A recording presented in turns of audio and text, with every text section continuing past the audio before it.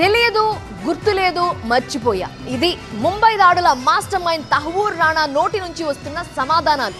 NIA విచారణకి ఏమాత్రం సహకరించట్లేదు రాణా. 26/11 దాడుల వెనుక under world don Dawood Ibrahim హస్తం ఉందా లేదా ఈ విషయంపై కూడా ఆరా తీస్తోంది ఎన్ఐఏ. రోజుకు 10 గంటల పాటు రానాను విచారిస్తోంది ఎన్ఐఏ టీం. హెడ్లీకి సహకరించిన మరో వ్యక్తిని కూడా ఎన్ఐఏ విచారిస్తోంది. డేవిడ్ హెడ్లీకి సహకరించిన విషయంలో రానా పాత్ర, ముంబై దాడి ప్రణాళికతో పాటు దేశంలో ఇతర నగరాల్లో ఉగ్రవాద కుట్రపై ఎన్ఐఏ ప్రశ్నలు సంధించింది. అయితే ఎన్ఐఏ దర్యాప్తుకి తహవూర్ రానా సహకరించలేదని సమాచారం అందుతోంది. ముంబై ఉగ్రదాడి సమయంలో తాను ఎవరిని కలిశానో గుర్తులేదని, దాడులకు వారం రోజుల ముందు మాత్రమే ముంబైకి వచ్చానని తహవూర్ రానా చెప్పినట్టు సమాచారం. ముంబై టెర్రరిస్ట్ దాడుల వెనుక పాకిస్తాన్ ఉగ్ర సంస్థల పాత్రను వెలికితీయడంపై దృష్టి సారించింది జాతీయ దర్యాప్తు సంస్థ. ఢిల్లీ ఎన్ఐఏ కార్యాలయంలో తహవూర్ రానా విచారణ జరుగుతోంది. ముంబై దాడులకు ప్రధాన కుట్రదారులైన జకీర్ రెహమాన్ లఖ్వీ, సాజిద్ మజీద్ మీర్, పాకిస్తాన్ కు చెందిన ఇలియాస్ కశ్మీరీ, అబ్దుల్ రెహమాన్ తదితరుల గురించి రానాను ప్రశ్నించినట్టు అధికారులు తెలిపారు.